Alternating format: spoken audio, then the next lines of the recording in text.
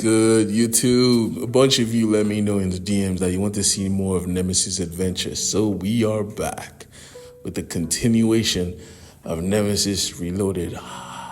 Yes, celebrate, because this is an eventful day. I'm going to be telling you a story of the truth, a story about conspiracies, and a story about hope. Because this is how every hero in the Nemesis universe dies. This is the big game, issue 1. Okay, so we continue our story from where we left off, but this time we get the flashback of how every single hero dies. We see a hero on the floor, beating to the point he cannot move. Then we see the people who beat him half to death. It was apparently a group of supervillains, led by the killer. They looked badass as hell. One of the villains was brandishing the superhero's teammate's skull and tossed it on the floor. The villains then let him know that every single star in the sky is one of his hero friends getting murdered all around the world. The killer kneels down next to him and explains their plan. The villains of this universe were tired of losing, so they all came together.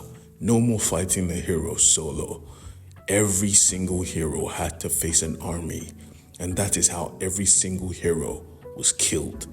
Then they used technologies to wipe every single human being's mind, and superheroes became a thing of fantasy, a thing of movies and toys. In the present day, we then see who is explaining this story. The killer's first son, Wesley Gibbons.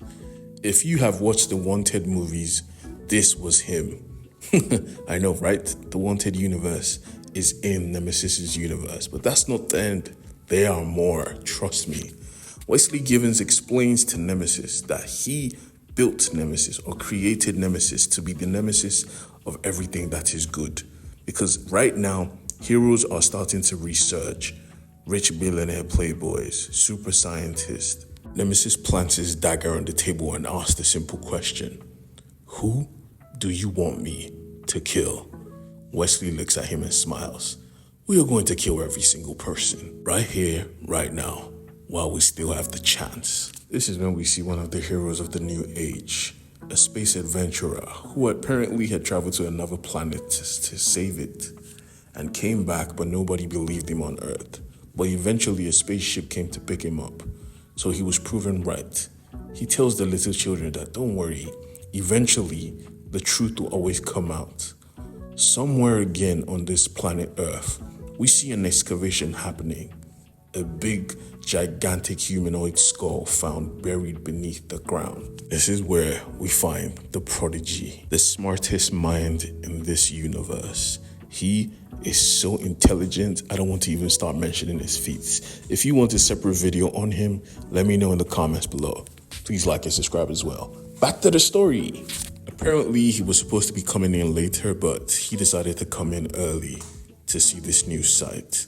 Walking through it, he discovers that apparently this shows sign of there being life on Earth far back than the human mind could comprehend. But before he could say any more, he asked the lady standing beside him to introduce herself. She was confused, but this man was so smart, he recognized her name tag. Not being of one of the people that was supposed to be working on this site, he had memorized every single person's name. She smiled, taking off her glasses. You are more formidable than I had hoped. You are being blinded, Mr. Crane. Now come with me so I can open your eyes.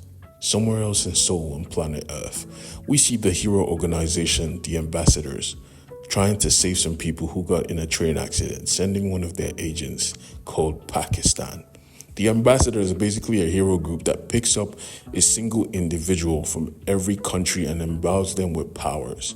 And Pakistan was one of them. A married man, a family man, loved by every single person, tried to do the right thing. And he was not just loved, but he was a good person still. He showed compassion even when he didn't have to. He went to save those people on the train. He went to protect human life. And when he got to the train, what he saw was a massacre. The people that were on that train were long since dead, murdered. And before he could call it in, she was struck from the back. Something strong enough to hurt and knock out a superhero. Then we see someone in a white glove picking up his earpiece. It was Nemesis calling for the ambassadors to come save their boy. So a little history on this world. This is the Miller world. This world has Kick-Ass in it, has the ambassadors in it, has the vampire team known as Nightclub, and the time-traveling team known as the Chrononauts. They were all in this universe. If you want me to do a comic on them, just let me know. And in this world, Kick-Ass has stopped being a hero. He was the first of the heroes, and he knew he was supposed to be out there. Right at this moment, we see Dr. Crane and that lady from earlier driving in the middle of the night. She let Crane know that he messed up, making a cure for a disease that was killing half the world. And the leader of the ambassador team messed up as well for giving everyday people powers and making them heroes. Who, you may ask? Wesley, of course. The possibility of the age of heroes coming back was becoming more apparent, and he was going to stop it at all costs. And she needed Crane's help to stop him because he was the smartest person she knew, and she needed his help. But first, he had to believe. So she took him to the place long since being forgotten, the only hideouts the villains did not know to destroy. She took him to a superhero hideout, which opened his eyes finally to the truth of this world. And at that moment, we see the villains gearing up to kill every hero. You guys are not ready for the big game. Trust me, it is epic. And I am here to tell you guys this bloody story. So please like and subscribe. God bless you.